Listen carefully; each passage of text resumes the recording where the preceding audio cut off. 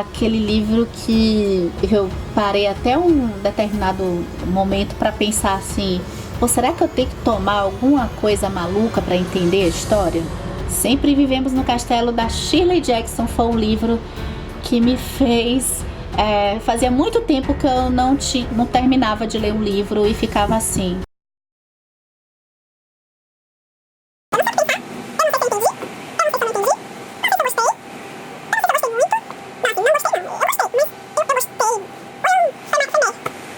Tá, eu preciso fazer uma consideração aqui antes de falar assim da história do livro, que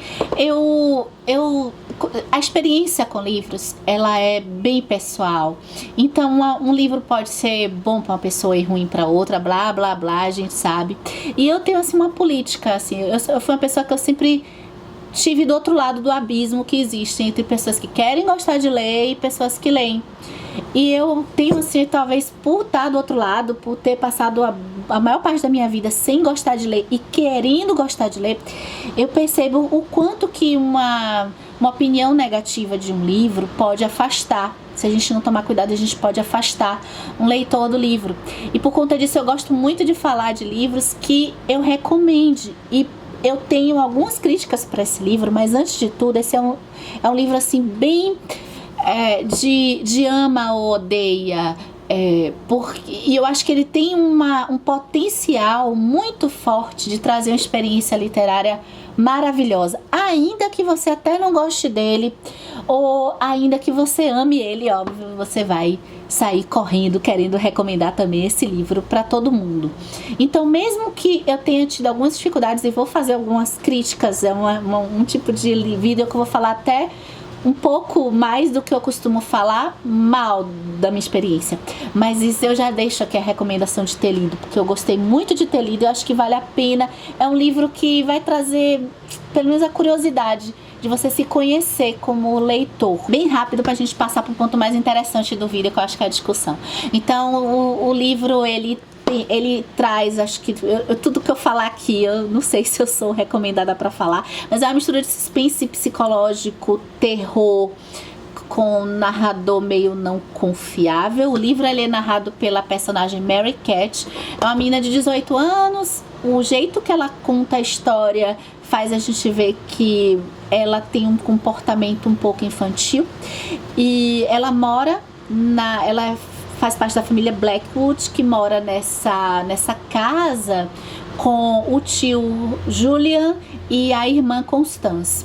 E eles, logo no início da história, a gente vê que a família sofreu meio que uma tragédia. Houve um envenenamento na família que foi causado por arsênico num jantar, e toda a suspeita caiu para a irmã da Mary Cat, que é a Constance. E o tio dela, Julian, ele vive na casa, assim, ele teve sequelas do envenenamento.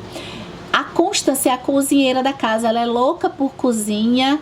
E a Mary Cat, ela também não foi, a Constance não foi a única que não foi envenenada, então foi a principal suspeita. E a Mary Cat, ela tinha sido levada para fora da casa, ela tinha sido ficado no quarto porque ela estava de castigo, então ela também não comeu, não se alimentou nessa tal noite. E então a gente já vê que é meio que uma coisa meio Liane Moriarty, assim. A gente já sabe que teve meio que um possível crime, e a gente vai meio que pensar aí, ver a história, o desdobramento da história para ver quem foi. Mas o que Sempre Vivemos no Castelo, eu fui percebendo, e até com a minha expectativa quando eu fui ler aqui não era nem tanto de ter esse mistério, e eu gostei quando eu comecei a leitura, é que seria uma coisa psicológica. O foco da história é a personalidade desses personagens, especialmente da Mary Cat e da Constance. A Constance, ela sofre de agorafobia,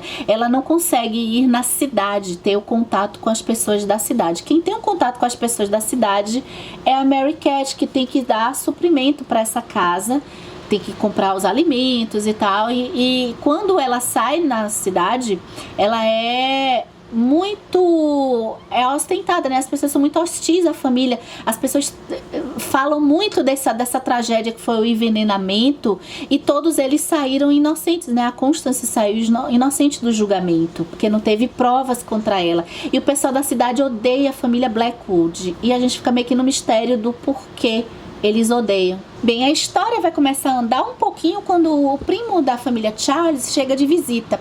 E ele tá meio que interessado no dinheiro. Parece que existe uma suspeita de que a gente não sabe nada daqui se está acontecendo, se é verdade ou não, de que essa família guarda muito dinheiro na casa. E aí, quando eu começo a falar isso, né, eu até ouvindo as minhas palavras agora gravando aqui, eu digo, pô, que história sensacional, e ela tem tudo para ser sensacional, porque ela tem, assim, a Mary Cat, a gente não confia muito no que ela tá contando, porque já tem uma incoerência ali quando ela fala, e isso é dito algumas vezes na história, que ela tem 18 anos e ela é tão boba, uns diálogos meio malucos, com o tio Julian também.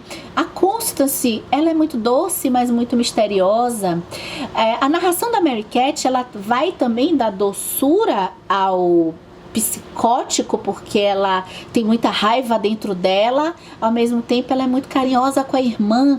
Então tudo isso traz um universo que faz, assim, é o que eu mais gosto nos livros que eu leio, mas isso não aconteceu comigo aqui, de eu achar essa leitura fabulosa, de ter uma coisa que eu gosto tanto, mas não rolou tanto comigo assim. Depois que eu terminei de ler, eu fiquei com tanto conflito quanto o que eu achava da obra, que eu reuni alguns itens e comecei a refletir sobre a experiência que eu tive, porque aquilo me deu um desconforto tão grande durante a leitura. Eu gostei muito do final. E quando chegou, eu ficava assim, poxa, mas será que eu gostei? Eu gostei muito, mas tem um potencial de desenvolver psicologicamente os personagens e eu não percebi. Eu me senti perdida muito no tempo que eu fiquei lendo a história, o que trouxe um pouco essa coisa de um livro que vai, onde é que ele quer chegar. O que acontece? O mistério, que eu achava que esse livro não ia se sustentar tanto no mistério, e sim no desenvolvimento dos personagens, mas eu não ia pegando esse desenvolvimento. Eu me senti muito perdida, como eu disse, e aí quando chega no mistério, eu meio que adivinhei. E isso, eu sou uma leitora que eu não adivinho finais de suspenses policiais, eu sou totalmente enganada pelos livros. Mas aí veio algumas coisas que eu fui percebendo de positivo nessa história aqui, e que acho que é uma história que vale a pena a gente fazer a tentativa da leitura. A primeira coisa é com relação à parte psicológica. Talvez leitores que manjem mais aí de psicologia possam aproveitar toda a confusão mental e a revelação das coisas que são colocadas de um jeito que é uma história curta, não vai ser muito tempo assim de leitura, e são colocadas na forma dos diálogos e do jeito que a Mary Cat está contando. E essa certa angústia de saber se ela está falando a verdade ou não pode desafiar muito alguém como leitor. E o assunto que mais eu gostei de ter visto aqui, quando chegou assim o final da história, que eu amei o final dessa história, meio que trouxe um certo conforto depois de eu ter me sentido tão perdida no meio da história, sem saber para onde a autora queria me levar. É a temática do medo, e como esse medo sobre os dois lados da moeda. Então, assim, a família Blackwood era uma família muito fechada, e num vilarejo pequeno, onde as pessoas falam das famílias uma das outras, é inevitável. E é dito que eles já tinham essa coisa de se isolar, essa coisa do título, que faz todo sentido, né? Sempre vivemos num castelo. Eles se isolam muito das pessoas, eles não criam uma política de boa vizinhança. Aí tem a questão do envenenamento, que é revelado mais pro final da história, que acontece, e traz também uma hostilidade das pessoas com eles, porque eles não têm um acesso àquela casa, então cria muitos mitos. E isso a escritora é boa, porque fica aquela coisa meio fantasmagórica da casa, fica na dúvida, será que tá todo mundo morto, e quem tá vivo e quem tá morto nessa história toda, que traz um tom bom para a história. E eu acho que traz um assunto de como que as pessoas em volta do desconhecido e pessoas fechadas, como aumenta muito a ideia de que se tem daquela família.